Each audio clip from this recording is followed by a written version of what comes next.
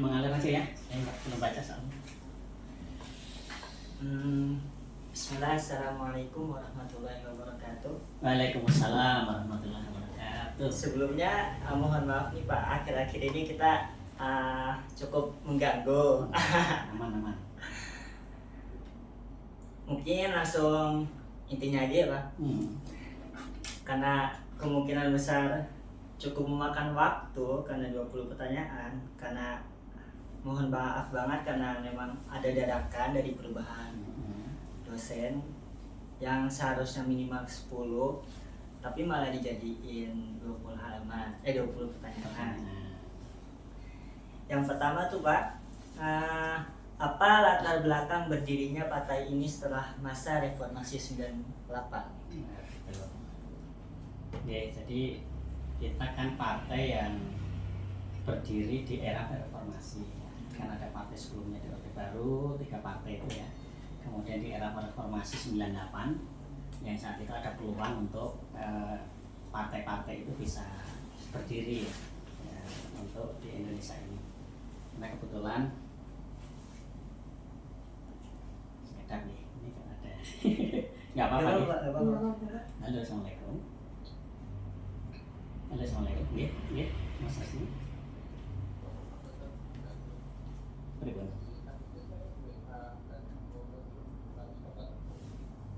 Oh, ada panggilan. Mungkin baru dites nih. Nah.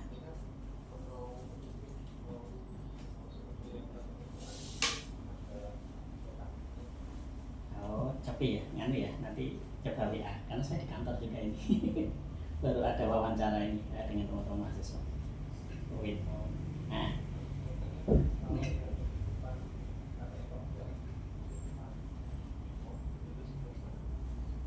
Pas seberangnya itu pintu keluar. Pas pintu masuk keluar itu nah, silakan.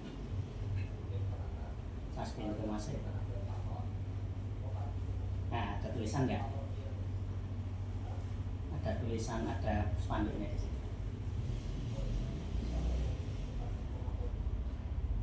Itu pas depannya.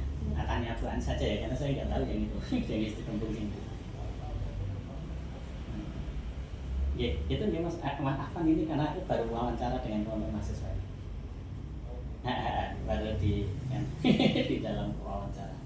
Gini, Afan. Assalamualaikum warahmatullahi. Maaf ya, Iya, harus melayani semua orang. Ya, jadi kan di era reformasi 98 ya. Nah kebetulan pas saat itu saya kan 98 itu pas di BEM ya, di BEM Fakultas Pertanian UGM. Kita juga ikut demonya, tahu betul tentang latar belakang kenapa kita saat itu melakukan aksi ya. 98 menurunkan Pak Harto saat itu. Itu yang pertama memang di latar belakangnya kan tentu karena kami kebetulan partai ini kan dulu bergeraknya itu sebelum berpartai pun kami sudah bergerak di aktivis kegiatan kampus, wakil khusus salah satu di Forum Silaturahmi Lembaga Dakwah Kampus FSLDK. Yang saat itu kan punya keprihatinan tentang kondisi bangsa Indonesia, korupsi yang merajalela kan gitu kan. Istilahnya kita anggap pemerintahan dan tidak ideal lah menurut kita. Nah sehingga kemudian ada isu terkait dengan reformasi yang kemudian saat itu digulirkan. Dan kemudian pada saat reformasi itu kemudian pemerintah membuka ruang bagi partai-partai yang kemudian akan muncul partai baru karena sebelumnya nggak boleh kan, kemudian hanya 3 partai itu, gitu. PDI, P3 sama Golkar. Nah karena ada peluang itu pada saat itu kan kami harusnya mengawal reformasi tidak hanya pada saat kita demo menjatuhkan Soeharto ini, dan itu saat itu ya heroisme teman-teman yang luar biasa. Tapi kami harus mengawal bahwasanya agenda reformasi harus berjalan. Salah satu agenda reformasi harus berjalan ya berarti kita harus ada di dalam sistem yang masuk yang kemudian ada di negara kita. Di sistem negara kita kan demokrasi. Ya. Artinya kita nggak mungkin bisa merubah dari luar, kita harus juga ada di dalam. Kan gitu ya. Bagaimana kemudian perjuangan-perjuangan yang harusnya berpihak kepada masyarakat itu bisa diperjuangkan melalui itu. Apalagi kita punya ideologi keislaman saat itu ya teman-teman, kan memperjuangkan nilai-nilai kesejahteraan bernilai, ya sesungguhnya kan masyarakat madani itu kan konsepnya konsep yang sudah diajarkan kepada kita bagaimana kemudian berpihak kepada keperdataan pada masyarakat, rakyat kecil, anti korupsi, kan gitu kan. Nah yang seperti itu yang kemudian ingin kita gunakan. Maka saat itu beda karena ada pendirian partai, kita dikumpulin ini, kita perlu masuk apa enggak ini kan gitu. Karena selama ini kan kami itu jagoan demo kan. Jagoan demo saat itu. Nah, gitu. Sehingga kemudian saat itu ya sudah, kemudian kita coba dirikan partai, kita masuk ke dalamnya supaya nanti kita akan berubah dari dalam. Nah, gitu. Selama ini kan kita itu bersuara gitu ya, mahasiswa itu kan memang harus begitu, agent of change. Mahasiswa kalau sudah melekom nggak berani kritis gitu ya udah nggak mahasiswa lagi, tuanya semakin nggak kritis kan. Maka kemudian kami berjuang itu dan kita sepakat ya udah kita harus memperbaiki itu kan. Kalau dakwah itu mungkin kita memperbaiki bahasanya itu kan membina kepribadian Islam ya, kita dalam dakwah itu, kami dalam dakwah itu. Tapi kemudian kalau untuk islahul hukumah, memperbaiki hukum-hukum itu kan nggak bisa kita di luar, kita harus masuk ini. Maka saat itu ya udah kita harus masuk dalam aktivitas berdemokrasi di Indonesia. Nah kami mendirikan partai keadilan saat itu di awal itu. Sehingga begitu kami berdiri, ini partai keadilan itu backgroundnya apa ini kan gitu ya. Nggak tiba-tiba muncul dan ada di seluruh nasional, karena basis kami dari teman-teman lembaga dakwah kampus di seluruh Indonesia, dari UI, dari UGM, dari Undip kan gitu. Kami muncul, dan akhirnya kami ya saat itu mahasiswa tapi sudah mulai masuk ke wilayah-wilayah politik praktis dengan idealisme kami saat itu. Mungkin begitu Mas, yang kenapa melatar belakangi ya karena kami ingin mengawal reformasi itu betul-betul bisa berjalan, tidak hanya setelah berjalan kita serahkan ke orang yang nggak paham tentang semangat spirit reformasinya. Seperti sekarang kan akhirnya reformasi gagal, tidak berjalan sesuai karena mungkin mereka nggak paham dengan spirit semangat dulu kenapa perlu dilakukan reformasi. Berarti sebelum ada PK pada saat itu, pada dasarnya udah ada perkumpulan gitu kan ya Pak? Kayak udah ada. Jadi kalau di kampus itu kan kami ada namanya FSLDK ya, Forum Silaturahmi Lembaga Dakwah Kampus se-Indonesia, kan gitu. Setiap kampus pasti ada, kan ada roisnya. Kalau UGM namanya Jamaah Salahuddin, kalau ITB Salman, kalau Undip itu namanya Insani. Istilahnya ada lembaga-lembaga yang memang itu menjadi lembaga forum silaturahmi lembaga dakwah kampus. Nah kami kalau saya saat itu kan di UGM di forum di Jamaah Salahuddin.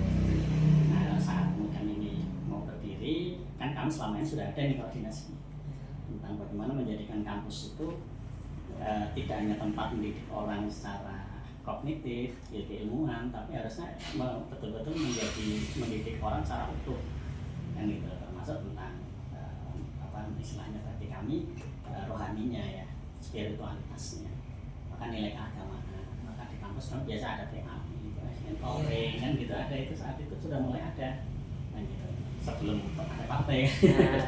Nah ini yang kemudian coba kita wujudkan, kita coba masuk ke ranah-ranah politik untuk menguatkan program mengembalikan proses pembinaan atau membangun manusia Indonesia itu seutuhnya kembali ke dasar negara kita, negara Pancasila.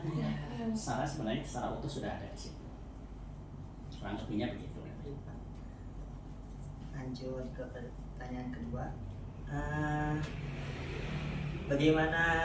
Bagaimana nilai-nilai Islam mempengaruhi arah dan kebijakan partai? Yang jelas tadi, pertama sebenarnya partai itu didirikan untuk apa sih kan? Waktu kita mau melakukan apapun kan begitu kan? Nah, karena kita sebagai orang Islam kan innamal a'malu binniyat, niatnya mau ngapa dulu? Karena orang amal itu tergantung pada niatnya kan gitu. Orang mau jadi anggota dewan itu mau ngapain sih? Orang mau jadi presiden itu mau ngapain sih kan gitu. Orang mau bikin partai itu mau untuk apa? Kan gitu. Ini yang akan menentukan proses perjalanan partai berikutnya kan gitu. Banyak partai yang kemudian ya akhirnya banyak yang korupsi, banyak yang pecah dan seterusnya begitu kan, karena mungkin sejak awal nggak jelas tujuan mereka apa. Maka kalau kami kan memposisikan waktu mendirikan partai pertama adalah partai yang berbasis ideologis. Maka partai keadilan itu partai yang saat itu langsung mendeklarasikan berbasis Islam. kan gitu kan gitu. Partai PKS itu basisnya Islam, meskipun setelah menjadi Partai Keadilan Sejahtera bahasa kita menjadi partai yang basisnya adalah Islam rahmatan lil alamin, kan gitu. Kan artinya kita nggak boleh lepas dari roh kami itu apa sih, kita mendirikan partai itu untuk apa sih, kan gitu. Sehingga kami mendedikasikan partai kami menjadi partai dakwah. Meskipun kalau orang nggak seneng kan, nah itu partai yang jual agama kan gitu, biarin aja orang nggak seneng kan gitu. Tapi kami supaya mengkerangkakan kami, perjuangan kamu itu untuk apa, sehingga kami dikawal betul ini dalam proses itu, kan gitu. Sehingga kalau tadi misalnya di awal kami bisa mendirikan, selama ini kami dakwah mencoba memperbaiki umat, kan islahul ummah gitu ya, salah satunya mendidik mereka menjadi orang yang secara pribadi muslim itu bagus. Tapi kan kita nggak cukup di situ nih, kita harus memperbaiki masyarakat, kan gitu ya. Islahul istimah ya, jadi artinya islah untuk masyarakatnya seperti apa. Terus kemudian islahul hukumah, bagaimana masyarakat akan baik kalau produk-produk hukumnya itu yang diproduksi oleh negara itu korup misalnya. Produk hukum aja lah sekarang, orang yang kemudian hukum itu tajam ke bawah tumpul ke atas misalnya, gimana keadilan bisa diwujudkan, kan begitu kan. Saat itu kan partai kami, Partai Keadilan ini semangatnya semangat bagaimana kemudian menempatkan idilu wa aqrabulit taqwa, kan gitu ya. Kan jargon kami gitu ya, keadilan itu bagian dari ketakwaan. Nah, sehingga kemudian kami harus mulai masuk untuk mendorong munculnya produk-produk hukum yang betul-betul mengedepankan keadilan kepada masyarakat. Nah, gitu. Tanpa keadilan ya kemudian masyarakat nggak akan sejahtera. Maka pada saat partai yang kedua saat itu kan nggak lolos ini ya, baru berdiri, tapi alhamdulillah sudah berapa persen? 4% tadi. Kita udah punya anggota dewan di dewan. Baru sekali berdiri tapi sudah 4%. Habis itu kemudian kami di proses harus nggak boleh kan partai kalau nggak lolos kan harus mendirikan partai baru ini. Nah kami misi berikutnya setelah keadilan itu terwujud harusnya muncullah kesejahteraan, maka namanya Partai Keadilan Sejahtera. Karena target misi awalnya apa? Nah ini yang kemudian kami jaga, karena kami bagian dari dakwah ilallah ini. Beban kami itu bukan untuk yang lainnya, bukan untuk finansial, bukan untuk materi, kan begitu ya. Sehingga cara-cara yang kami tempuh pun harus menjadi cara-cara yang rahmatan lil alamin. Coba dulu masa awal-awal dengan lahir tahun berapa? Terlalu jauh. Waktu 3 partai itu kan namanya kampanye itu, pakai motor gitu ya, pakai rong, semakin besar partai itu semakin ininya jalan macet dan seterusnya, akhirnya ketemu tawur berkelahi dan seterusnya, satgas-satgasnya kan gitu. Nah saat itu Partai Keadilan muncul, ini partai apaan ini katanya? Kenapa kampanyenya itu rapi, pakai helm, nggak ada belombongan kan gitu. Turut sambil nyanyikan nasyid, jadi kan begitu. Jadi orang itu sampai ada komentarnya, ini partai apa layat katanya. Terus kemudian setelah itu kami lebih banyak, kampanye kami bentuknya adalah bakti sosial ke masyarakat. Kami hadir di masyarakat, melayani masyarakat dengan yankes, dengan penyuluhan, dengan pengajian, apapun kita lakukan. Artinya kami memberikan pelayanan kepada masyarakat. Dengan jargon kami saat itu ya melayani masyarakat. Nah ternyata itu luar biasa, habis itu kita naik menjadi 8%. Nah, partai lain juga mulai kelimpungan ini, ada partai yang langsung naik. Nah sehingga mereka mulai niru kan, mereka juga melakukan baksos, karena resources mereka besar. Kami kan nggak ada modal, bayangin aja yang dirikan partai orang-orang mahasiswa, kamu punya uang mahasiswa, nggak punya kita. Berarti yang mendorong partai ini mahasiswa. Saat awal muncul itu teman-teman mahasiswa, lembaga dakwah kampus di mahasiswa. Makanya kami waktu action di masyarakat itu, ya modalnya modal kami, bukan ada investor. Ada sekarang kan ada cukong yang gerayai, partai-partai itu kan para yang membiayai. Kalau kita nggak ada biaya sama sekali, ya semangatnya semangat dakwah sebagaimana kami dakwah sebelumnya. Sehingga kami berpartai, ya itu hal baru bagi kami ya. Sehingga kemudian mau kampanye besok jadwalnya Partai Keadilan, waduh lah kita bendera nggak punya, ibu-ibu dikumpulin, ada punya kerudung putih nggak? Ada kumpulin kerudung putih kita sablon. Keren banget ya Pak. Ya karena semangat itu bukan kami bergerak bukan karena kami diberi sesuatu, tapi karena di dalam diri kami selalu muncul ini, kita niatkan ini dalam rangka untuk dakwah. Sehingga partai kami mendedikasikan kami partai dakwah. Sehingga nuansa itunya dimunculkan. Nah, sehingga kemudian kan sebagaimana kita kan gitu kan islahul hukumah kan gitu ya, memperbaiki hukum, kemudian memperbaiki pemerintahan kan gitu kan. Nah ini yang harapannya kemudian ini menjadi tujuan dari dakwah yang kami lakukan. Dan kami tidak keluar dari, kan ada yang nggak mau berpartai, Iya. Kenapa kan pilihan teman-teman lembaga dakwah kampus nggak berpartai? Padahal ada orang-orang yang nggak mau berpartai. Partai itu kan katanya produk kafir, ya, gitu kan. Bagi kita kan kita di negara demokrasi, kita harus mampu muncul di sini sebagai entitas demokrasi. Sehingga kemudian saat itu kami masuk dalamnya. Toh nggak ada pertentangan kok dengan nilai-nilai demokrasi kita. Yang bertentangan apa coba? Misalnya kita kan berdasarkan Pancasila ini. Nilai-nilai Pancasila itu kan nilai-nilai yang sebenarnya sejak awal sudah sesuai dengan nilai-nilai Islam, kan begitu kan? Ketuhanan yang Maha Esa. Jangan kuliah di UIN ya, bisa kan belajar tentang maqasidus syariah, kan gitu kan? Maksud nilai-nilai Islam itu muncul, agama Islam itu muncul itu apa? Hifdzuddin, kan gitu kan?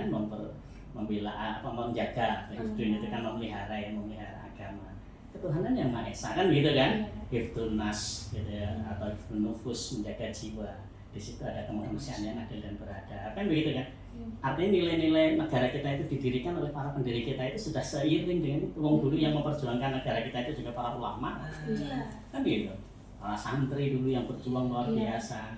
Tentu pemikiran mereka juga pemikiran yang tidak lepas dari nilai-nilai agama itu sendiri, meskipun dalam kerangka demokrasi. Sehingga ketuhanan itu kan siapapun boleh, kan gitu kan, diberikan kebebasan, termasuk negara kita yang mayoritas Islam.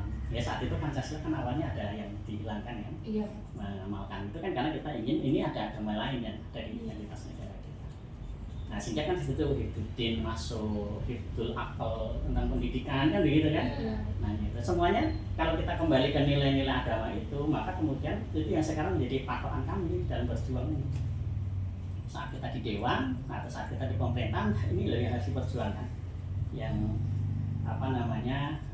Hifdzuddin memastikan urusan agama ini masyarakat diberikan kebebasannya, termasuk orang Islam ya harus beragama Islam yang sebaiknya dan seterusnya.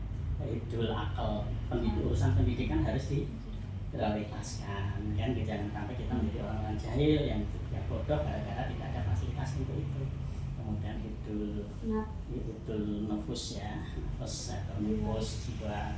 Kemudian nasl, keturunan ini kita menolak LGBT, kita menolak kan gitu, karena itu sudah keluar dari fitrah kan gitu di agama kita. Nah artinya ini sudah diwadahi nih dalam apa? Pancasila kan.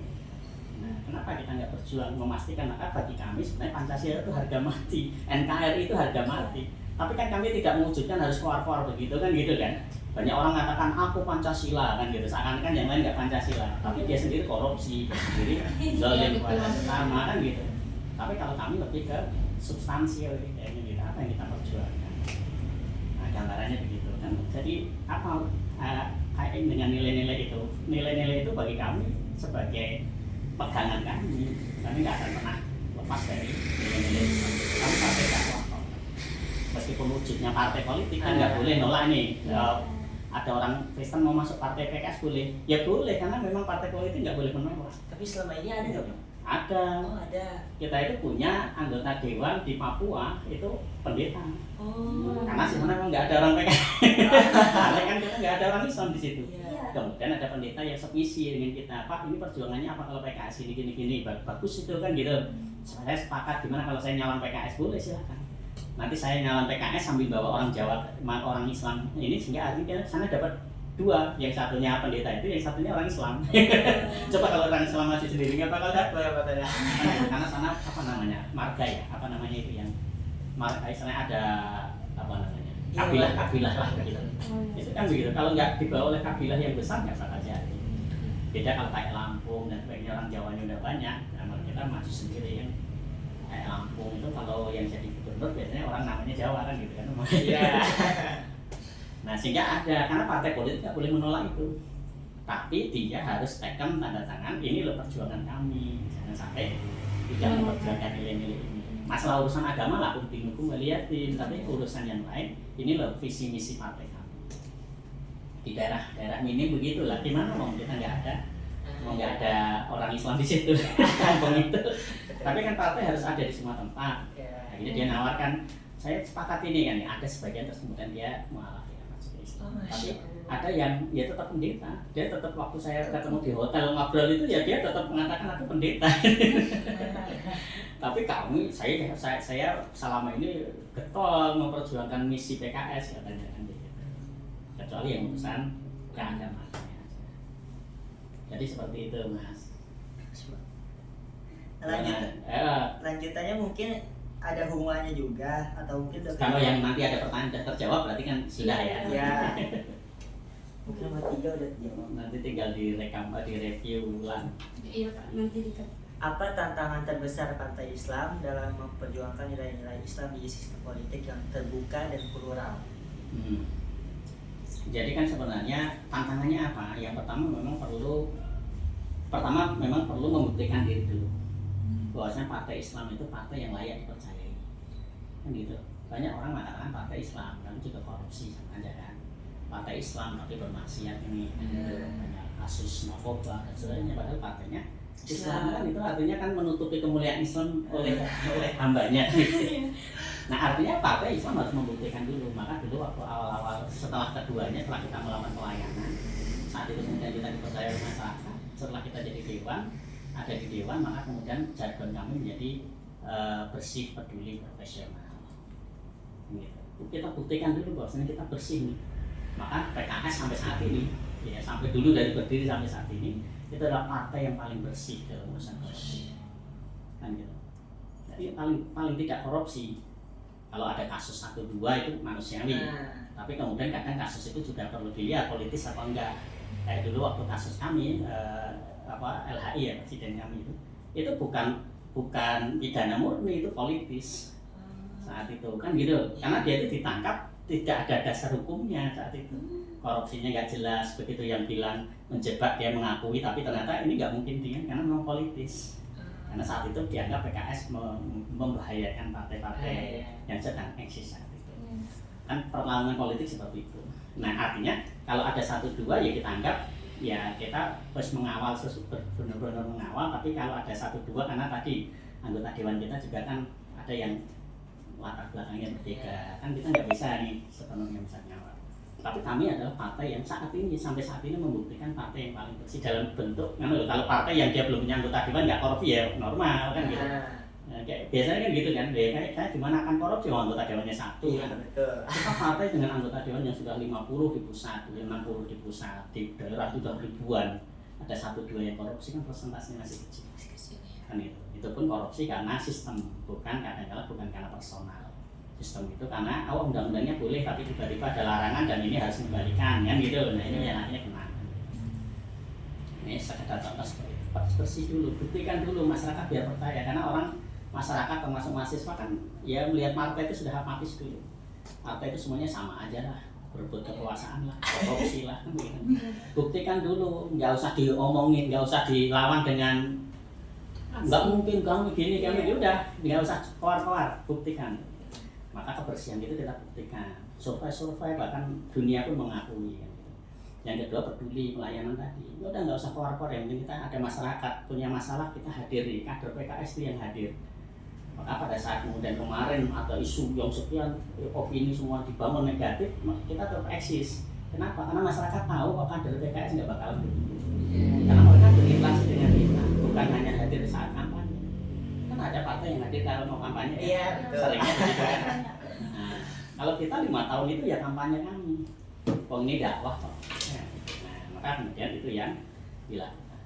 Nah, jadi begitu Mas. Jadi prosesnya bahwasanya kemudian kami selalu konsisten, istiqomah lah dalam urusan itu. Bahwasanya kemudian dunia demokrasi, dunia politik itu banyak nilai abu-abu gitu ya. Nah ini yang kemudian memang kami harus berhati-hati.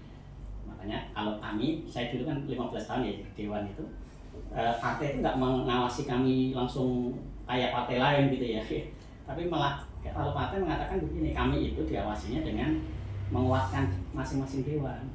Kayak saya itu misalnya setiap pekan, setiap hari berapa juz dibaca, yang mulainya berapa kali, puasa sunnahnya berapa kali, kan begitu. Karena partai yakin kalau kita itu anggota partai itu bagus agamanya, yang gitu kan, dia takut sama Allah, maka nggak usah diawasi juga. Iya. Kalau yang ngawasi CCTV ada wilayah nggak punya CCTV. Kalau yang ngawasin partai memang dia mau menteling ribuan anggota kan ya mungkin juga. Sekarang bisa disiasati kok, undang-undang aja disiasati kan. Tapi kalau sudah merasa diawasi oleh Allah, ya orang akan hati-hati. Dia tahu ini nggak boleh nih, apalagi urusan keuangan kan gitu kan. Korupsi itu kan urusan keuangan. Maka kami biasanya kalau keuangannya selalu diwanti-wanti. Ini kembali ke nilai-nilai Islam, harus aman secara syariah. Aman nggak ini? Mungkin hukumnya boleh, tapi aman nggak ini? Ini apa namanya? Ini riswah ini suap ini kan begitu kan. Wali kota kok ngasih hadiah ke kita? Iya. Kita dikasih hadiah karena apa? Karena kita dewan, itu riswah, nggak boleh kan gitu. Dulu parsel aja kita kembalikan dulu. Sampai dibilang PKS itu partai nggak butuh uang apa ya katanya. Dikasih hasil nggak pernah mau kan. Nah, karena kita melihat ini nggak halal secara syariah, maka kami harus aman syariah, kemudian aman secara hukum, jelas kan, hukum nggak boleh melanggar kan gitu. Yang ketiga adalah aman etika. Kok ada aman etika juga yang ya kalau kembali ke pelajarannya Rasulullah dulu kan begitu. Mungkin ini hukum secara syariah boleh, secara hukum juga boleh ada, tapi secara etika bagus nggak kayak kemarin waktu gempa ya, masyarakat sedang butuh bantuan. Dewan itu pada memang tahunnya beli mobil baru, pimpinan dewan kan ada mobil baru. Ya pimpinan PKS menolak, nggak mau kami. Nah kenapa nggak mau? Kan ini sudah undang-undangnya boleh, syariah juga boleh, itu setelah ya kita gimana tega, masyarakat aja makan susah kalau kita ganti mobil ya. Itu aman secara etika seperti itu kan nggak boleh. Nah 3 hal ini yang selalu ditekankan terus kepada kami yang ada di Dewan.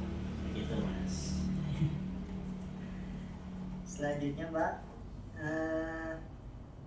bagaimana cara partai ini menjaga keseimbangan antara aspirasi keagamaan dan kepentingan kebangsaan? Jadi bahasanya gini, kita jangan membenturkan jadi seakan-akan kan ada disparitas ya, ada beda ini antara agama, ini urusan Politik. Masyarakat. Sebenarnya enggak, ini sama. Kayak tadi itu kan Bapak gitu. bilang tadi. Iya, di depan tadi sudah saya katakan gitu.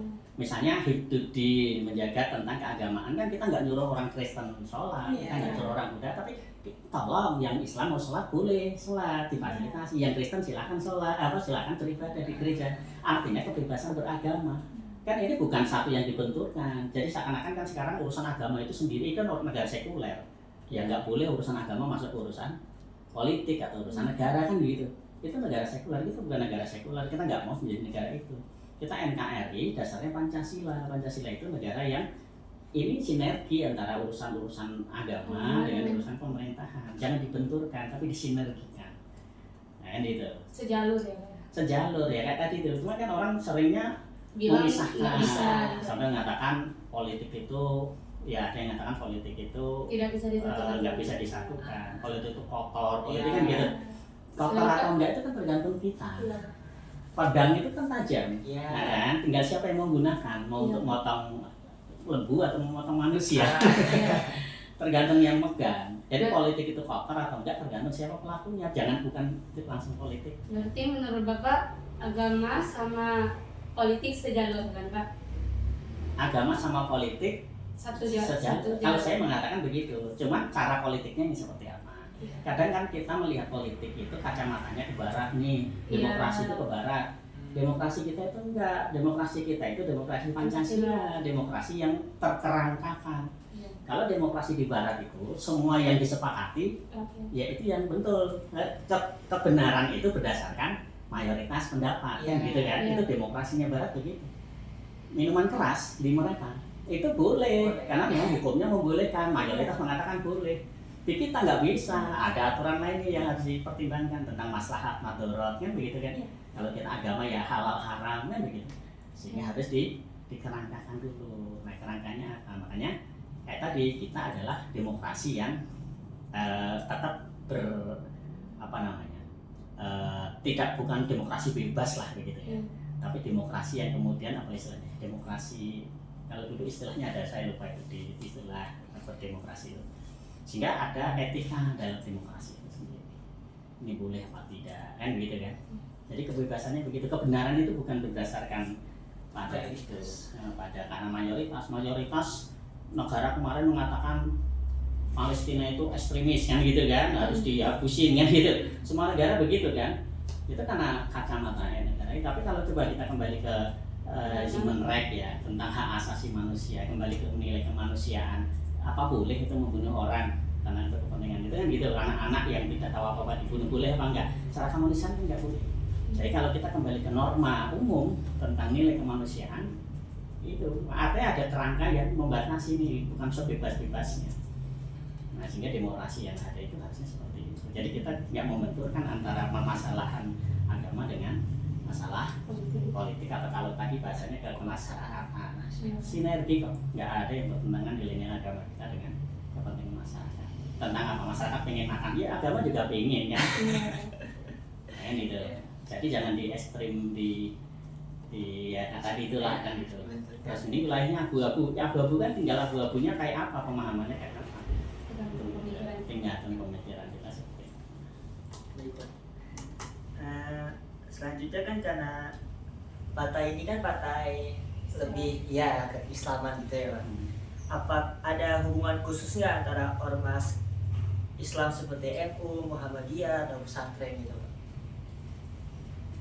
Tadi di depan saya sampaikan ya, kalau dulu itu kan ada partai yang misal PKB itu karena Nahdien, PKB itu dari asalnya akarnya dari teman-teman NU, PAN itu dari Muhammadiyah kan gitu.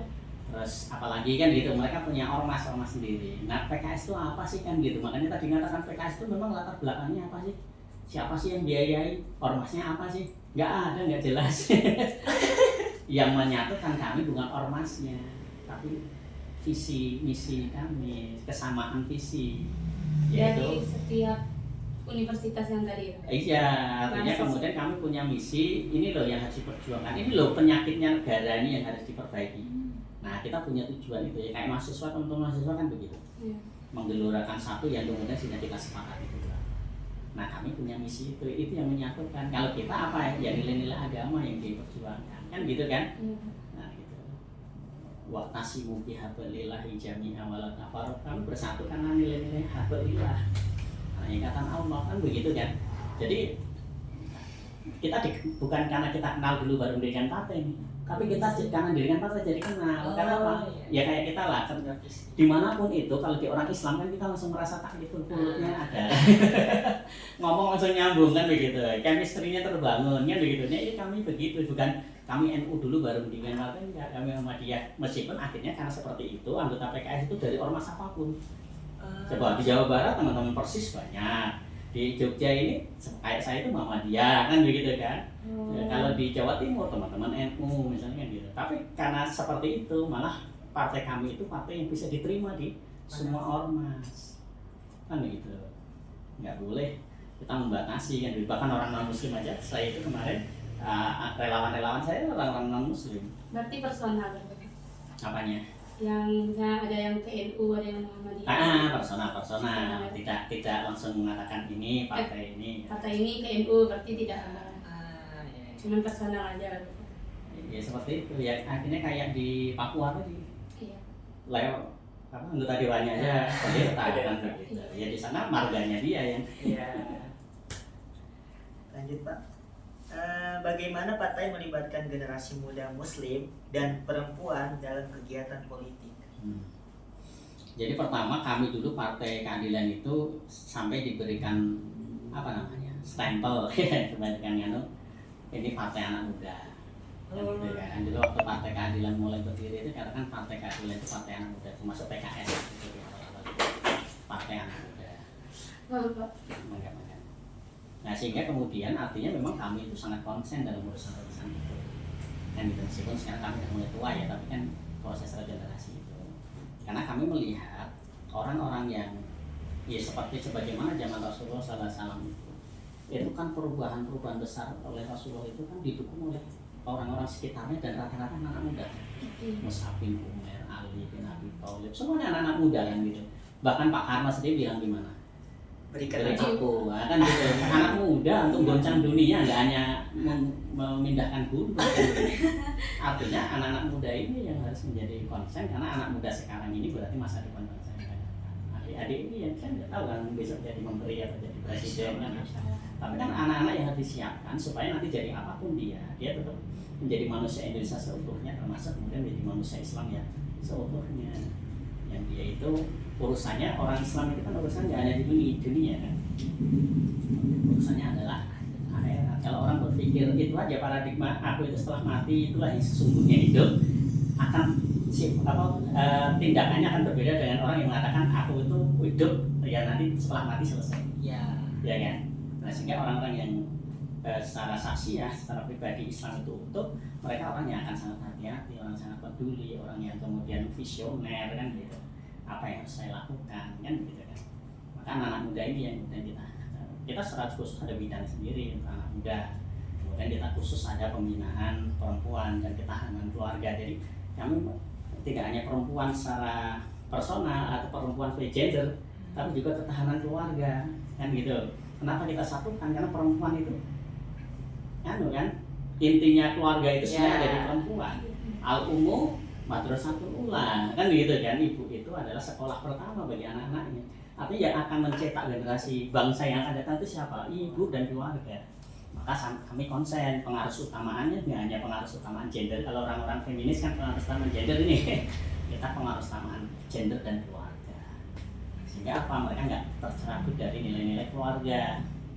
Nah, kan anak-anak muda yang semuanya di keluarga yang baik itu biasanya akan tumbuh menjadi orang punya kepribadian baik kan gitu.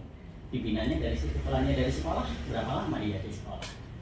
Nah, maka kemudian harus memastikan keluarga. Nah, terus anak-anak muda kami ada bidang khusus sampai kemudian kami sampai sekarang itu sebenarnya berikhtiar tetap menjadi partainya anak muda, tapi ternyata kan survei-survei mengatakan anak-anak muda sekarang beda dengan dulu.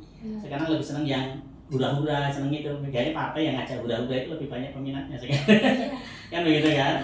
Kayak di tempat saya misalnya ada dangdutan kan gitu, partai mengadakan dangdutan, di situ sediain minum untuk mabuk misalnya kan gitu. Peminatnya lebih banyak anak mudanya. Kalau kami pengajian siapa yang datang? Anak-anak tua. Tapi kami tetap fokus ke anak-anak muda gitu. Anak muda yang bisa kreatif dan seterusnya. Kami ada program kami ada bahkan kalau saya katakan 50% program itu sasarannya adalah anak muda. Selain itu mungkin ibu-ibu ya, karena entitas terbanyak di kita itu kan ibu-ibu ya. Pemilih terbanyak juga ibu-ibu. Ibu-ibu. Terus kemudian baru kemudian secara umum program. Bapak-bapaknya di mana ya? Bapaknya sambil jalan. Kalau Liko tuh salah satu program PKS nggak sih Pak? Kalau PKS sendiri nggak ada program karena kita namanya pembinaan, ya kan. Jadi di kami itu ada namanya pembinaan. Jadi kami itu partai kader nih. Kami bukan partai yang asal orang punya duit bisa masuk langsung jadi pejabat, itu nggak bisa. Kami adalah partai kader karena ini partai kader dakwah nih. Karena partai dakwah ada proses pengkaderan, maka kami adalah partai kader yang bergerak di lapangan adalah kader. Yang namanya kader itu harus dibangun sejak awal. Kader itu kan dibentuk, bukan tiba-tiba datang dari kader. Maka di proses itulah kami mengatakan partai ini akan eksis kalau kemudian pengkaderannya berjalan. Peradaban aja bisa hilang kalau nggak ada proses kaderisasi kan gitu kan, nggak ada regenerasi kan gitu. Apalagi hanya partai kan gitu. Ormas itu kalau nggak ada regenerasinya hilang lama-lama kan gitu, bubar kan gitu. Kayak Masumi itu kan hilang ini karena nggak ada pengkaderannya. Maka PKS harus fokus di situ. Maka kami ada proses pengkaderan namanya pembinaan. Nah di pembinaan itu kalau kami di PKS sekarang namanya unit pembinaan anggota UPA kan gitu. Kalau dulu anak-anak kampus biasanya punya Liko kan gitu tapi beda kan ya. Artinya kalau Liko itu betul-betul untuk menguatkan kader itu supaya, atau bahasanya tarbiyah ya. Tarbiyah itu pendidikan yang untuk menguatkan secara rohani, secara utuh. Tapi kalau UPA itu nanti memasukkan nilai-nilai politik ada di dalamnya, sehingga mereka itu tuh yang gitu maknawiyahnya bagus ya, rohaniyah spiritualitasnya bagus, kognitifnya juga bagus, keilmuan pemahaman keagamannya bagus, tapi juga amaliyahnya bagus kan gitu, afektifnya bagus. Nah ini yang kami lakukan. Kalau dari istilah, kalau dulu ada istilah Liko ya di kampus itu, zaman saya dulu juga ada sih cuman kan itu saat masih di LDK kalau nggak salah satu. Tapi kalau kami di partai ada namanya unit pembinaan anggota. Nah, unit pembinaan anggota hampir sama dengan itu. kami ada istilahnya di awal-awal gitu ya, kami ada namanya kan anggota Partai Keadilan itu karena partai kader, tapi ada namanya jenjang muda, ada jenjang, jadi ada penjenjangan begitu. Kan gitu, ada anggota pendukung, anggota penggerak, kan gitu. Itu supaya apa? Masing-masing itu punya hak dan kewajiban, kan gitu. Nah, kita dampingi, setelah kita dampingi kan jadi aktivis dakwah ini ya, kamu actionnya apa, amalnya apa. Jadi nggak mudah. Artinya orang yang selalu menjaga supaya originalitas visinya PK itu didirikan itu terjaga. Kalau enggak, orang tiba-tiba nggak tahu. Sekarang kan banyak partai ya, yang kemudian orang tiba-tiba artis karena banyak duitnya dia masuk, kan gitu. Siapa masuk, yang terjadi apa? Nggak jelas visinya partai itu memang apa sih perjuangannya, nggak jelas.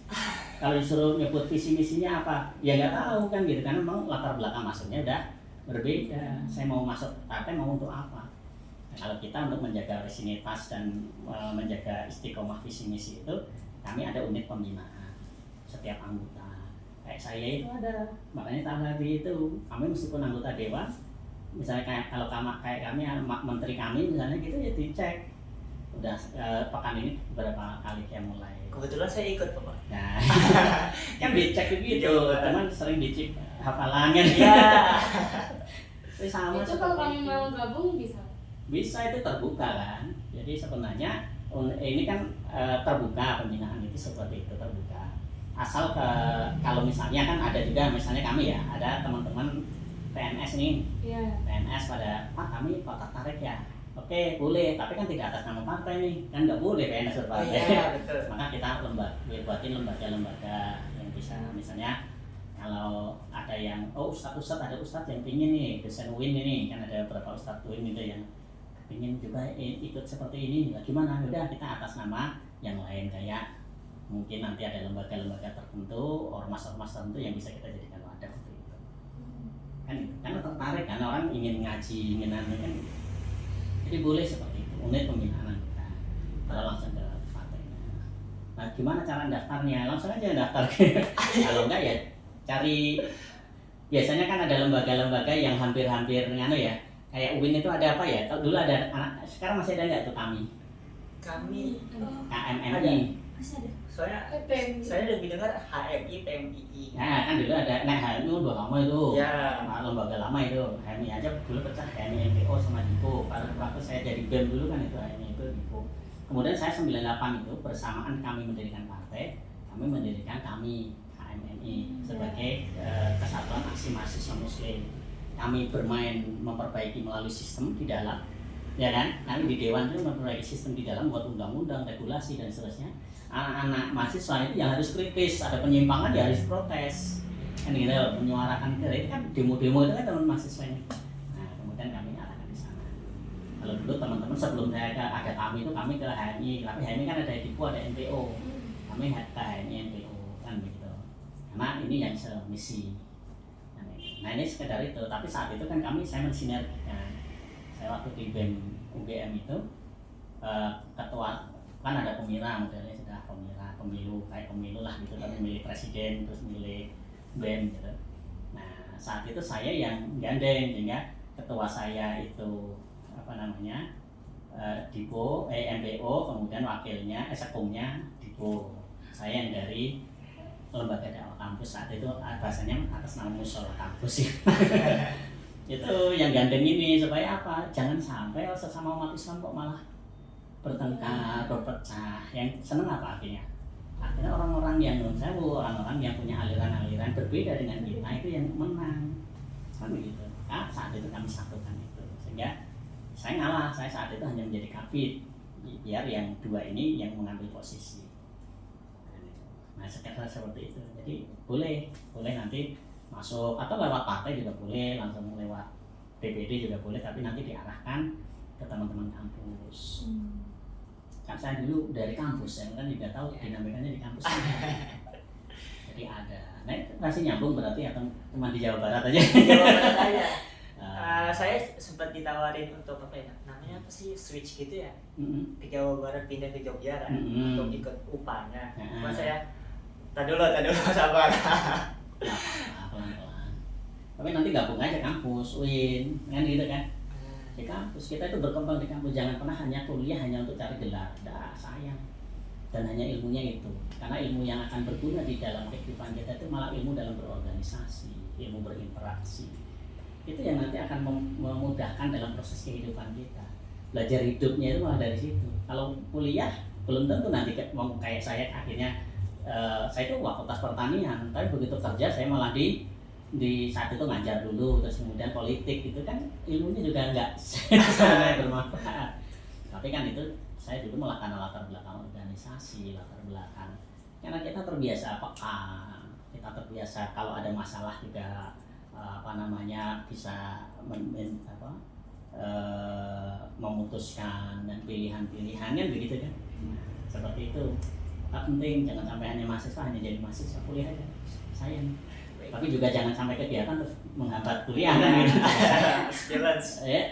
Artinya kan jadi pinter memanajemen, mahasiswa yang pinter manage. Artinya saya kuliah oke kan gitu, kegiatan juga oke.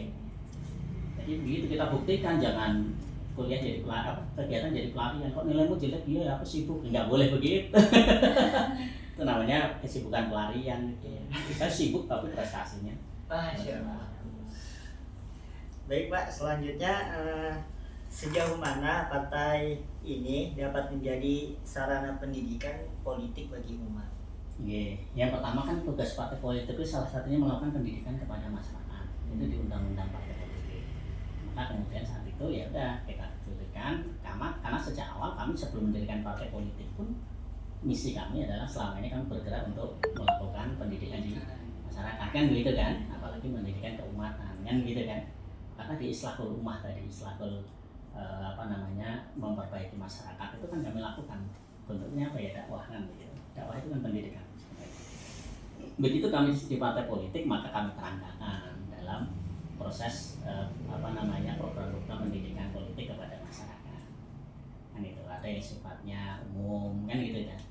Tapi bagi kami kemudian pendidikan yang paling bagus itu ya pendidikan yang bahasanya orang kayak kalau di dalam dakwah itu kan ada namanya tabligh kan gitu ya. Ada taklim kan gitu, ada tabligh. Nah, tabligh itu kan nanti orang mau menyampaikan kan gitu kan. Entah masuk atau enggak, kita nggak tahu. Tidak terkurikulumkan kan begitu kan.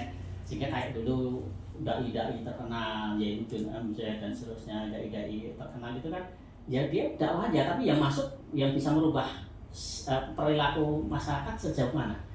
Hanya karena gayanya, kan gitu. Maka tabligh itu penting, menyampaikan itu penting. Tapi kan kemudian harusnya kita masuk ke wilayah kalau memungkinkan namanya taklim. Taklim itu kan berarti berbasis keilmuan, sehingga menyadarkan masyarakat, mendidik masyarakat. Tapi kan keilmuan juga nggak hanya sekedar diberikan. Keilmuan itu kadang hanya menambah kepintaran, tapi nggak merubah afektif. Kan gitu. Ilmu yang kita miliki belum tentu linear dengan akhlak yang kita lakukan kan begitu. Maka kemudian setelah itu ada namanya proses pembinaan yang lebih dalam tadi kan gitu, yaitu kemudian membina atau mendidik, membangun supaya kemudian orang itu tumbuh kan gitu. Jadi pemahaman kita itu sinergi dengan keilmuan kita, termasuk juga dengan sikap atau akhlak. Nah ini yang kemudian kalau bahasa kami diupah dari unit pembinaan anggota. Nah unit pembinaan anggota itu modelnya begitu. Bangun rumah itu kan nggak bisa atapnya dulu kan? Kan gitu. Harus dari fondasinya. Kan kalau tabligh nggak mungkin nyampaikan sekarang akidah, besok tentang ibadah, besok tentang kan enggak. Tabligh itu yang penting gayeng kan gitu. Orang sekarang hidup itu apa urusannya biasanya muamalah kan gitu. Nah, tapi kalau forum yang rutin, pekanan itu yang kita masukkan secara umur. Akidahnya dulu, Rasulullah itu dulu di Mekah itu di awal dibangun itu kan akidahnya kan. Quran itu kan surat-surat Makkiyah awal itu kan akidah kan gitu. Kalau akidahnya kuat, ya dia bisa menopang bangunan yang kokoh. Kan gitu. Kalau bangunannya sudah kokoh, dia bisa menaungi, memberi kemanfaatan untuk masyarakat. Kan gitu. Baik, Pak. Selanjutnya apakah partai Islam sekarang masih relevan di tengah perubahan masyarakat sekarang, apalagi melihat dari fenomena masa muda itu sekarang tuh lebih ke agama tuh lebih ke ya udah personal aja. pertama relevan tidak relevan tadi tergantung bagaimana kita bisa memberikan bukti bahwasanya partai Islam itu tetap menjadi alternatif pilihan yang menggoda kan begitu. Tapi kan ini nggak sederhana, nggak gampang, karena hawa nafsu manusia itu kadang berbeda dengan dengan nilai. Kan kita tadi loh, coba saya undang pengajian akbar di sini sama di sebelah sana undang banyak kan mana penundang? Ya itu manusiawi. Tapi kan kita ingin ini kan harus dilakukan. Apa kemudian kita biasa aja begitu? Ada kemaksiatan, man ra'a minkum munkaran kan begitu kan? Barang siapa melihat kemungkaran itu kan harus dirubah. Nggak boleh kita diam. Kalau kita diam kita dosa itu. Kan gitu. Maka caranya gimana? Wah sulit dong. Sulit itu bukan berarti tidak mungkin. Dan karena sulit itu pahalanya gede kan begitu. Maka tadi kita buktikan bahwa apakah masih relevan. Kita buat supaya partai relevan. Artinya menjadi alternatif tadi. Caranya gimana? Ya kita harus mampu untuk mengupdate. Partai itu harus mampu mengupgrade diri supaya menjadi pilihan bagi masyarakat. Masyarakat itu kan terkait dengan pemenuhan kebutuhannya. Masyarakat itu kan butuh alternatif solusi bagi problem dia kan gitu ya. Dia butuh partai yang mampu hadir sebagai problem solver. Termasuk orang yang punya idealisme. Orang idealisme itu orang yang dia mengharapkan sesuatu yang lebih besar begitu yang dia diharapkan. Nah, maka kemudian mereka biasanya memilih partai-partai yang kan pemilih problem utama di Indonesia ini kan demokrasi kita itu kan belum ideal. Iya. Yang gitu. Salah satunya proses demokrasinya nggak ideal dan kelihatannya mungkin sengaja tidak ideal kan, karena kalau ideal nanti jadi partai tertentu merasa mengancam. Yang kedua, akhirnya dibuat pemilih-pemilih kita itu pemilih yang tidak cerdas. Kan gitu, banyak pemilih kita pemilih pragmatis karena sistem demokrasi kita begitu. Ya udah, money politik itu begitu menyebar kan akhirnya masyarakat kita pragmatis, bukan milih siapa yang baik tapi milih siapa yang ngasih uang kan gitu. Itu kan artinya idealisme yang sudah mulai bergeser. Nah, kita melakukan proses pendidikan politik tadi itu adalah supaya masyarakat kita menjadi masyarakat yang cerdas di dalam menentukan pilihan, cerdas dalam berdemokrasi. Nah, karena kita partai Islam, ya tentu umat Islam. Indonesia mayoritas umat Islam nih, diberikan mereka kesadaran tentang pilihan-pilihan itu. Milih itu nggak hanya sekedar milih, kalau salah ikut dosa loh kamu. Milih itu niatkan ibadah, bismillah. Kalau ternyata yang dipilih tetap salah, untuk ganjaran kita. Meskipun hanya satu, tapi yang dipilih benar, baik ganjarannya 2 kan begitu kan. Tapi kalau milih asal milih, yang ngasih uang, dia ngasih uang nih. Padahal kalau dia ngasih uang kalau kita milih dia, padahal kita nggak kenal dia, itu riswah, itu haram kan gitu. Tapi kan ini nggak sederhana. Orang sedang butuh duit mau bayar sekolah, masing mau bayarin sekolah, kamu tak bayarin anakmu sekolah, tapi kamu milih aku ya. Kan itu pilihan yang berat bagi masyarakat. Kalau masyarakat belum dilintas, di kebutuhannya disebutkan, maka semakin masyarakat itu secara ekonomi mapan, semakin mereka independen. Negara ini kalau semakin dibuat sejahtera, masyarakat semakin independen. Tapi banyak partai nggak senang yang kayak gini, karena nggak bisa lagi dibeli suaranya, kan begitu. Nggak bisa lagi istilahnya kayak sapi dicocok hidungnya gitu, manut. Tapi sengaja, misalnya masyarakat sengaja dibuat miskin, karena orang miskin itu gampang dikendalikan. Ini kan harus dilawan, kan gitu. Islam bukan begitu. Harus dilawan, mereka sejahtera, sehingga dengan sejahtera mereka akan menjadi cerdas, independen, mereka menjadi pemilih cerdas. Nah, kalau sudah pemilih cerdas, negaranya akan baik. Kalau masih seperti ini ya, yang jadi kan yang banyak uangnya, bukan yang baik atau tidak baik. Kalau sudah banyak uang di sana, korupsi ya, gitu. Modalnya gede, ya harus kembali gede. Nggak punya idealisme, nggak takut sama Allah, ya gitu. Takutnya sama siapa coba, hakim disuap bisa, polisi disuap bisa, kan begitu. Ngapain undang-undang aja bisa dirubah. Tapi kalau udah takut kepada Allah, itu punya idealisme itu kan akan takut sama ya tadi kehidupan yang akan datang lah. Nah mungkin begitu ya. Jadi masih relevan apa enggak? Ya kalau menurut saya tergantung partainya. Partai Islam bisa enggak upgrade diri sehingga dia menjadi relevan, dipilih anak muda, dipilih orang tua, dipilih kan gitu kan, tunjukkan buktinya dulu. Kan orang melihat buktinya.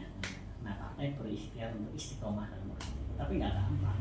Dari dulu kok cuma 8%, 10% ya karena memang proses dakwah itu nggak sederhana.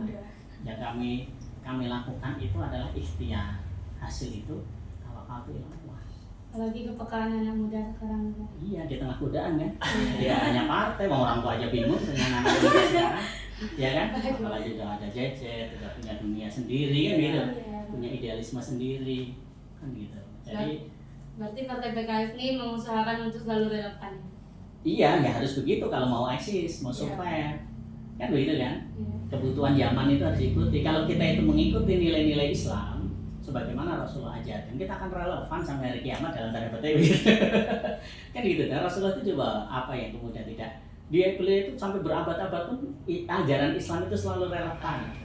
Kan gitu. Kalau kita itu merasa Islam itu kok ketinggalan zaman, kita beralih ke yang lain, malah jadi nggak relevan. Iya. Tapi kalau kita terus berpegang pada nilai-nilai Islam, ini agama loh yang akan dipastikan akan sampai kiamat oleh Allah, jaga ini. Udah kita ikut aja nilai-nilai yang ada di situ. Partai pegangannya itu. Masalah implementasi nanti menyesuaikan dalam kondisi urusan muamalah kan clear. Muamalah memang satu yang bisa dinegosiasikan. Kan gitu. Ada wilayah-wilayah yang memungkinkan untuk tapi kalau urusan-urusan akidah, urusan apa kan gitu. Ikut aja alur-alur yang sudah ada. Maka kita akan relevan terus. Kalau semakin orang kayak Islam semakin jauh dari kitabnya, semakin kan gitu kan. Iya. Kalau umat Islam itu semakin jauh dari Al-Qur'an, semakin apa namanya hilang. Iya. Tapi kalau umat lain semakin jauh dari kitabnya, nah, tapi kan ini sudah urusan yang lain ya. Jadi keyakinan kami begitu, semakin kita itu pegang teguh agama Islam, pegang teguh Al-Qur'an, jadikan partai kita adalah partai yang berlandaskan dan berpegang pada cara-cara Rasulullah dan Allah mengajarkan, akan relevan terus. Meskipun ya kan yang milih jadi nggak banyak Pak, ya nggak apa-apa. Kan gitu. Orang kan lama-lama kan kita yakin aja lah. Tugas kita itu ikhtiar Allah. Kalau kita itu sampai ngurusi urusan hasil, kita stres. Ya, kalian yang penting belajar. Hasil nanti ujiannya berapa ya nanti aja lah. Jangan pokoknya kalau saya belajar gini harusnya nilainya 10, kok besok 9, stres kita. Iya gitu. Tapi hasilnya silakan Allah. Urusan kita urusan ikhtiar.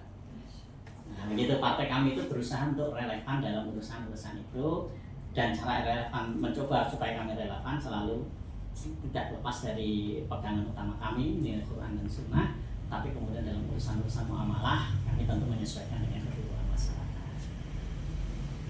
Bersih, peduli, profesional. Nah, profesionalnya di sisi itu kemudian jadi partai modern. Selanjutnya Berapa ini sekarang? Nah, boleh masih jam 11. sampai jam berapa Pak maksimal? Setengah 12 ya, karena duhur jam berapa sekarang? Karena saya harus sholat jenazah di SMP IT Abu Bakar sini. Baik Pak. Ada yang meninggal, ada sholat jenazah di situ. Bagaimana partai ini memaknai prinsip keadilan sosial dalam konteks demokrasi dan kebijakan politik di Indonesia? Keadilan sosial.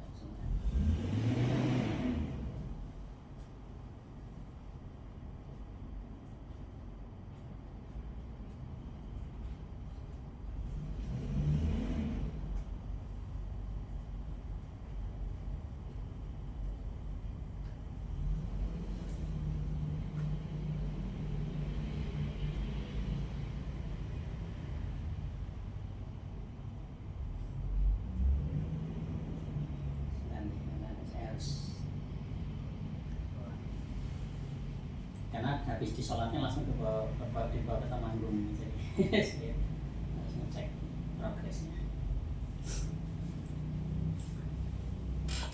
Gimana tadi pertanyaannya yang keadilan sosial? Bagaimana partai ini memaknai prinsip keadilan sosial dalam konteks demokrasi dan kebijakan politik di Indonesia? Oke. Jadi kan keadilan sosial bagi seluruh rakyat Indonesia ya. Keadilan sosial itu artinya menegakkan nilai-nilai itu secara proporsional. Adil itu artinya proporsional, kan gitu kan? Iya. Jadi adil itu nggak mesti sama, tapi adil itu proporsional. Artinya kemudian itu kan menjamin adanya hak-hak yang adil kepada seluruh masyarakat kita, baik dari aspek demokrasi. Demokrasi itu kan artinya kemudian demokrasi dan kebijakan publik. Dan kebijakan publik. Maka kemudian kita bagaimana kemudian menempatkan semua hal-hal yang kemudian akan menjadi kebijakan yang itu terkait dengan masyarakat, itu harus sesuatu yang menempatkan aspek keadilan di dalamnya.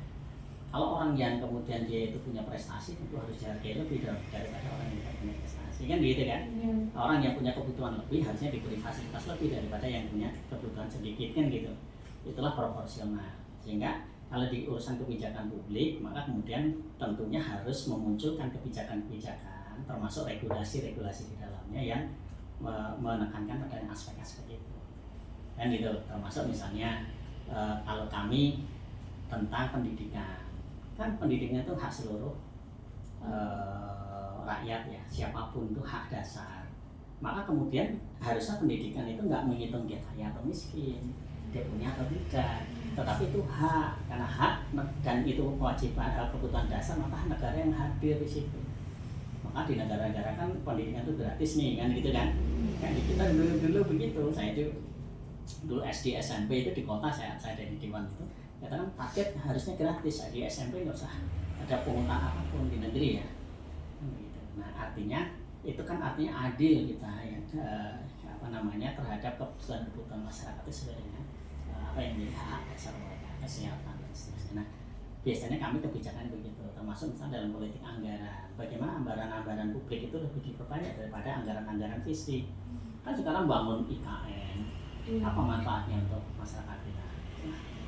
Bayar IKN tapi banyak orang nggak bisa makan, kan begitu ya. Nah sehingga kemudian kan ini artinya kita prioritasnya anggaran itu harusnya dialahkan ke yang menjadi kebutuhan publik, kan itu. Urusan pendidikan masyarakat sudah nggak masalah, urusan kesehatan nggak masalah, masyarakat jadi diajak berusaha lebih hemat, kan gitu. Taraf ekonominya naik, kalau sudah naik ekonominya kan nanti berarti nggak butuh support lagi untuk urusan-urusan yang lain, kan begitu. Jadi berpikirnya itu harus seperti itu. Itulah keadilan yang harus diberikan kepada masyarakat. Kalau secara demokrasi ya artinya kemudian kalau di dalam urusan ya, kalau dalam urusan demokrasi itu ya artinya kemudian, karena demokrasi itu nggak sederhana ya, artinya maksudnya kalau demokrasi diukur dari sisi politiknya, realitasnya sekarang kan tadi banyak partai politik yang ya tadi lebih pragmatis, lebih dulu cara mendapatkan dukungannya juga dengan cara-cara yang tidak benar. Nah ini nggak bisa kemudian kita kita harapkan untuk bisa melakukan hal yang kemudian lebih ideal di masyarakat. Gambarannya begitulah kurang lebihnya ya, artinya tepatkan, posisikan aja nilai-nilai keadilan itu dalam semua aspek, akan selesai. Dulu gua akrobilita kok kembali ke situ.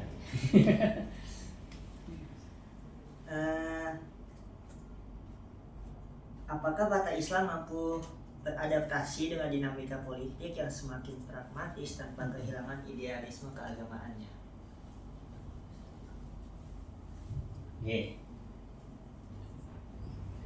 Kalau partai Islam yang lain saya nggak tahu ya, karena saya nggak bisa berkomentar. Saya tahunya Partai Keadilan, Partai Keadilan Sejahtera. Jadi bahasa jenengan tadi beradaptasi. Iya Pak, dengan dinamika politik yang semakin pragmatis tanpa kehilangan idealisme keagamaan. Jadi kan pertama begini, tadi pertama ada hal yang sifatnya itu, kalau dalam mungkin teman-teman mahasiswa ya, ada namanya mutasabihat dan mutawazirah. Ya, ada sesuatu yang sifatnya tetap, ya, itu yang harus dipegang terus, nggak boleh dirubah. Kalau urusan akidah nggak boleh diutak-atik, nggak boleh kan gitu. Urusannya begitu, itu sudah tetap. Ada hukum-hukum yang sifatnya tetap, nggak boleh, itu mutlak harus begitu. Ada yang sifatnya bisa berkembang, kan begitu. Maksudnya bisa dibuka dalam urusan fikih itu kan begitu juga. Ada hal-hal yang kemudian dia itu bisa berkembang. Nah maka kemudian apalagi dalam urusan-urusan muamalah itu kan kemudian masing-masing akan sangat sesuai dengan kondisinya, sehingga dimungkinkan untuk itu tanpa kehilangan tadi akarnya. Ini loh yang nggak boleh kan gitu. Misalnya suap, kan gitu. Suap itu ya dari dulu nggak boleh, sejak sampai sekarang itu haram. Tapi kan ada unsur-unsur ini namanya suap atau apa, kan begitu. Kan gitu. Maka kemudian kita nggak boleh memberikan suap. Tapi kalau kemudian kita coba membuat komitmen, itu kan boleh, kan kita nggak ngasih sesuatu kan gitu kan. Dan kemudian kita berkomitmen kalau nanti besok kalau saya jadi, maka kemudian gaji saya nggak akan saya ambil, saya gunakan untuk masyarakat. Misalnya gitu kan. Ini kan bukan suap ya. Beda kalau sekarang tak kasih ini ya, terus besok. Nah setelah dia milih, akhirnya setelah itu ya dia akan cari ganti gimana caranya yang kemarin dapatkan gitu. Oh iya. Nah, artinya itu sekedar supaya kemudian ini termasuk golongan suap apa enggak, karena susah loh pilihannya kan gitu. Ya misalnya kita mau bikin SIM ya, bikin SIM itu kan hak kita ini, sudah ujian ini atau bikin KTP kita sudah tes, kita ada foto, kan itu hak kita sebenarnya. Tapi dari polisinya mengatakan, Pak ini saya keluarkan kalau Bapak ngasih uang saya 500, kalau enggak ya enggak saya keluarkan, Suap. kan gitu. Enggak, itu kan hak kita itu, itu kan hak saya. Tapi kemudian kalau nggak saya bayar, dia kan mengatakan, Pak ini kalau Bapak nggak bayar ya saya keluarkan, kan gitu. Nah artinya kita akhirnya harus membayar 500 itu supaya hak saya dapat. Artinya itu kita ngambil hak kita, kan beda dengan kemudian kalau itu sebenarnya bukan hak kita, kemudian kita misalnya, Pak saya nggak usah tes ya, saya bayar 400 ya, itu sebenarnya bukan hak kita ini kan gitu. Tapi kemudian kita nyuap, ya ini itu kan jadi ini suap misalnya kan begitu. Nah maka kemudian kita harus hati-hati mana membedakan antara ini sesuatu yang sifat nilainya riswah, maka kita harus paham dengan nilai-nilai itu. Maka kami juga diajarin ini di PKS itu belajar tentang itu, kan gitu kan. Di Lekoat kan diajarin kan gitu. Nah, artinya urusan-urusan seperti itu, urusan muamalah, ini halal haram, kan ini boleh apa enggak, yang namanya riswah itu kriterianya apa, termasuk keuangan. Apa sih bedanya bank muamalah, bank syariat sama bank konven? Kan gitu, hampir sama kok transaksinya kan gitu. Tapi ternyata ada hal substansi yang berbeda kan gitu kan. Perwajahannya kadang hampir sama, tapi ada substansi di dalamnya yang berbeda. Nah hal tipis seperti ini dalam urusan muamalah, dalam urusan tadi berdemokrasi, itu kan kemudian kita harus hati-hati. Boleh kita itu menyesuaikan dengan kondisi di masyarakat, tetapi kemudian betul-betul harus hati-hati jangan melanggar nilai-nilai dasarnya. Ini halal apa haram, kan begitu. Nah ini yang hati-hati, termasuk tadi urusan keuangan, ini halal, ini secara syariat halal apa enggak, hukum boleh apa enggak, etika boleh apa enggak. Jadi modelnya harus begitu. Kami apakah kemudian harus ngikuti arus kan gitu, nggak bisa. Kita buat arus kan begitu. Di balik kota Jogja itu akhirnya dinas itu sejak periode saya, setelah periode saya saat itu, ya teman-teman lah, bukan hanya periode saya, periode sebelum saya, itu nggak ada lagi yang ngirimin parcel di dewan. Karena apa? Dulu sering ditolak oleh PKS, yang lain diterima nih, PKS nolak, kan gitu. Akhirnya malah sekarang nggak ngasih semua. Artinya dengan arus yang kita buat, akhirnya mereka ngikuti. Kampanye dulu itu geng-geng, kalau kita panjang pelayanan, kok suaranya banyak, mereka ngikut. Kita jadi teladan terus. Jadi kita yang buat arus, jangan ikut arus. Ini harusnya kayak gini, jangan ikut arus, buat arus, kan gitu. Tapi kan berat, yang namanya berenang menantang arus kan berat. Iya, ya memang surga itu berat. Kalau mau ringan, ya ikut aja jalan sehat di kampusmu. Dapatnya apa? Kipas angin kan, gampang. Kalau dapatnya surga ya harus berat. Berarti di PKS nggak ada perjanjian, misalnya pilih saya nanti kamu jadi ini gitu, nggak ada. Maksudnya jadi kayak menjanjikan kepada orang gitu. Menggeser kan tadi, yang seperti menggeser gitu. Jadi bahasanya kan begini. Ayo kita bareng-bareng, kita visinya sama ini. Nanti kita coba diskusikan. Nanti kalau saya jadi, yuk nanti kita rembuk terkait dengan penataan misalnya jabatan. Kan begitu kan? Jadi bukan kamu nanti jadi ini, enggak begitu. Nanti jadi kolaborasi kan jadi tim. Kalau kami itu membangun tim, kemudian nanti jadi tim ses itu nanti menjadi tim ses dalam semua urusan. Kan gitu. Jadi ya nanti kita rembuk. Kalau memang nggak sesuai kriteria ya harusnya tidak diterima, jangan sampai kita paksakan kan gitu. Kalau kita paksakan kan sama saja hanya ingin menghancurkan. Kalau kita serahkan ahli kita serahkan amanah pada bukan ahlinya, tentu saja ada hancurannya kan begitu hadisnya. Maka kita juga tetap berpikir itu. Silahkan, misalnya kayak kemarin misalnya, ya udah gimana ini tak kasih kayak PKS nih ditawarin Pak Prabowo menteri, ya kita kan berikan ahlinya, bukan dari PKS yang kita beri. Silahkan nih ada Prof dari ITB ini silakan Anda pakai, ini Prof ini dari ini silakan Anda pakai, karena kita ingin menyerahkan amanah itu pada ahlinya. Yang lain kan ketua partai, jadi enggak, PKS nggak begitu. PKS cari yang ahli karena ini urusan amanah kan gitu. mentang-mentang ketua partai akhirnya jadi menteri BUMN misalnya, ya bubar BUMN-nya, jadi menterinya meskipun ketua partai tapi nggak punya background itu pokoknya. Sesuai background masing-masing. Sesuai background, tetap profesionalisme. Makanya tadi bersih, peduli, profesional. Jargon. Itu apalagi? Lalu bagaimana strategi partai apabila menghadapi ada stigma bahwa politik Islam itu sering dianggap eksklusif atau kurang terbuka terhadap perbedaan? Ya itu yang harus dibongkar. Bahwasanya kemudian ya kita melakukan upaya-upaya, karena itu kan pertama bisa di stigma. Stigma itu kan berarti dari sikap kita, ya kan? Feedback dari sikap kita ini sehingga orang berstigma begitu. Nah, yang kedua memang ada juga yang sengaja membuat itu kan gitu kan, jadi by design kan gitu, sehingga orang biar berstigma. Jadi ada black campaign seperti itu atau karena stigma. Kalau itu kembali ke karena stigma itu terkait sikap kita, ya berarti kita harus merubah kan gitu. Sebenarnya kita bukan eksklusif, Islam itu bukan eksklusif, cuma cara mengkomunikasikan yang jadi eksklusif.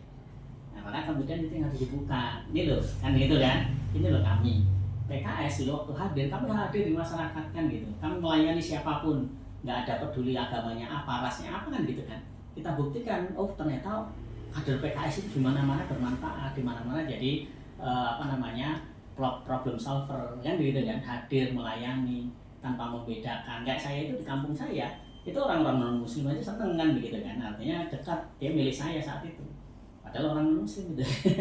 Padahal dari pendetanya sudah dipesenin, tapi dia mengatakan ya saya kan milih orangnya Pak Bambang itu bahasanya gitu ya, bukan kan lo kan PKS kan partai berbasis Islam kan gitu, masa kamu orang Kristen milih Islam? Enggak kan, saya melihat orangnya memang dia bermanfaat, dia selama ini cukup baik kan gitu. Nah jadi kan orang itu kan objektif dalam menilai.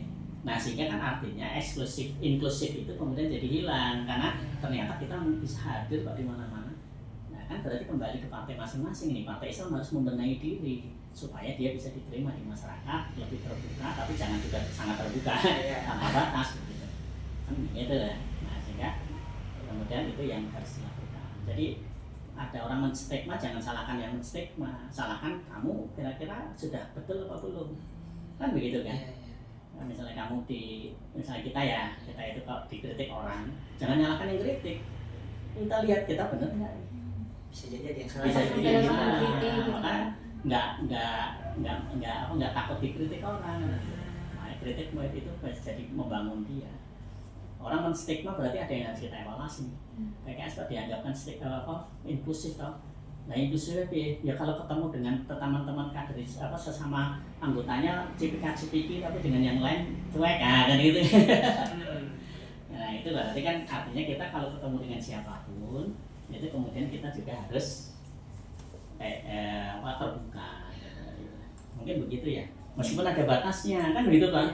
Terus kemudian kalau yang lain kan terus kayak gitulah kan gitu. Kalau kita urusan salaman ya kita ini ada batasnya nih, salamannya harus begini kan gitu, tanpa harus kemudian merasa ada jarak kan gitu. Saya itu dulu kalau di awal-awal gitu saya tetap ada berapa kepala dinas kalau ngajak salaman ya saya salaman meskipun dikit, lama-lama ketemu lagi saya nggak salaman kan gitu kan gitu. Akhirnya dia yang tahu, akhirnya malah mereka yang nggak mau salaman dengan saya sekarang karena mereka tahu di Islam itu nggak boleh kan gitu kan. Tapi yang nggak tahu ya sama aja tetap. Tapi karena saya nggak anu ya udah kan gitu. Meskipun ada urusan ini kan urusan anu ya, nanti ada beberapa beda pendapat kan, ada ikhtilaf dalam urusan itu ya kita tinggal pakai ikhtilaf yang mana. Kadang saya pakai fikih taisir, fikih yang paling gampang. Tapi kan ada dasarnya, kenapa saya begini, karena saya tahu dasarnya ini, dalilnya ini kan begitu, artinya ada kerangkanya yang dibolehkan. Jadi begitu nih, jadi inklusif eksklusif itu ya kalau ada menceritakan gimana ya berarti kita harus, semua partai Islam harusnya memperbaiki diri kan gitu. Tapi jangan terus bebas seperti partai yang lain. Kita jangan jelek-jelekin Islam lah. Kalau enggak malah sekalian partai politik umum gitu aja. Kalau politik kok pakai istilah Islam berarti dia harus betul-betul menjaga marwah Islam. Marwahnya jangan sampai malah jadi jelek Islamnya gara-gara kita. Dua pertanyaan lagi Pak. Boleh. seperti apa wajah politik Islam yang ideal bagi masa depan demokrasi Indonesia yang substansif, moral, atau berbasis nilai sosial terutama? Itu atau itu berarti pilihan. Iya. Atau harus semua? Harus semua.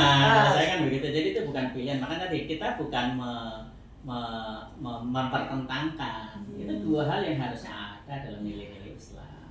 Masyarakat madani yang dibangun oleh Rasulullah di Madinah itu, masyarakat yang ada di semua nilai itu, kan begitu kan? Ya itu. Jadi nilai-nilai keagamaannya dijamin, nilai kebebasan beragamanya, nilai interaksinya, nilai kepeduliannya dijamin, kan begitu? Semuanya dalam berdemokrasinya juga dijamin di sana, kan begitu kan? Semuanya itu dihargai, tidak membedakan, kan gitu. Tapi kemudian tanpa tercerabut dari nilai-nilai keislaman tadi, kan begitu. Makanya kemudian tadi yang di mana yang diutamakan semua. Kan gitu. Nah kalau kami menyistiarkan seperti itu. Nah, bahasanya kami belum ideal ya realitasnya kami yang PKS berbeda. Damai sekarang kan PKS baru 10%. 10% dari 500 anggota sana kita cuma punya 50 anggota ini. Kan gitu. Tidak jadi pimpinan lagi misalnya kan begitu kan. Artinya tapi kan kekuasaan ini harus kita raih itu kenapa? Karena biar kita bisa merubah. Kan dikatakan man ra'a minkum munkaran falyughayyirhu biyadihi, kan gitu dalam kitab hadis arba'in ya. Itu kan man ra'a minkum munkaran falyughayyirhu biyadihi. Yang pertama itu rubah dia dengan tanganmu. Tanganmu itu artinya kekuasaan. Kalau kamu nggak punya kekuasaan gimana? Ya akhirnya fa'ilam yastati bilisanihi. Misalnya kayak mahasiswa dulu cuma keluar-keluar doang. Tapi harus dilakukan keluar-keluar pun kan begitu kan?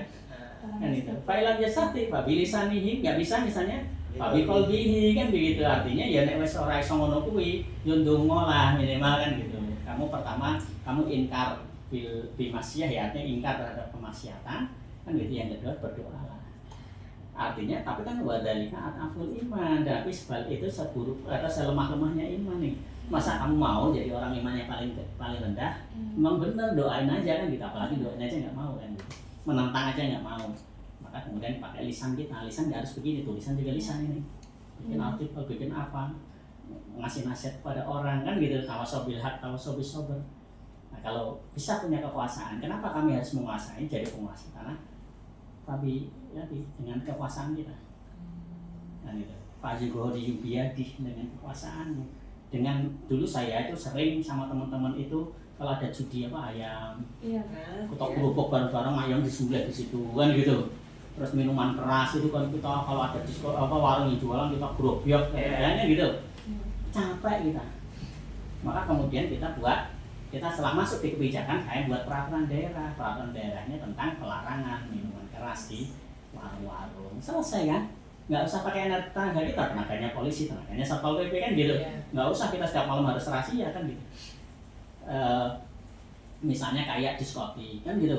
Kayak prostitusi, kalau kita itu dulu demo macam-macam di Jakarta itu yang ditutup Pak Anies Baswedan apa namanya, diskotik yang dari dulu mau ditutup nggak bisa karena dia itu sebenarnya prostitusi di dalamnya.